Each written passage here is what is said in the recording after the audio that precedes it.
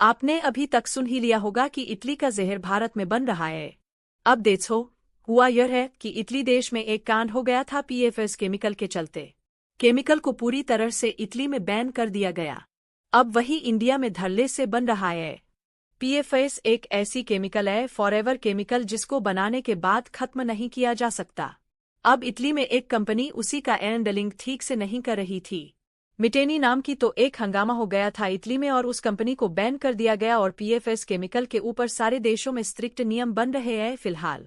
लेकिन हमारे इंडिया में नेता लोग को जागरूकता तो काइंड ऑफ कम होता है, तो इसलिए बाकी देश इंडिया को एज पोल्यूशन का आउटसोर्सिंग जो होता है, ना कि टैलेंट आउटसोर्स होता है, गुड्स आउटसोर्स होता है, यह पोल्यूशन आउटसोर्स कर रहे हैं भारत के अंदर, क्योंकि यहाँ पर पीएफएस या फिर ऐसे केमिकल्स के ऊपर कोई नियम है ही नहीं।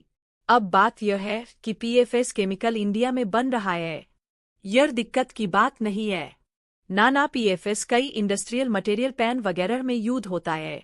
बात यह है कि ज़्यादातर कंपनीज इसका प्रक्रिया ठीक से हैंडल नहीं कर पाती है, एनवायरमेंट में पोल्यूशन छोड़ देती है ऐसे ही, इसलिए सब जगह से यह बैन हो रहा है।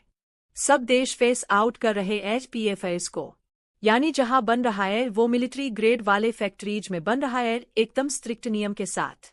लेकिन इंडिया में पीएफएस कैजुअली बन रहा है, स्पेशली मुंबई में। मैं कंपनीज का नाम नहीं लूंगा, ड्रामा हो जाएगा बिना मतलब के। आप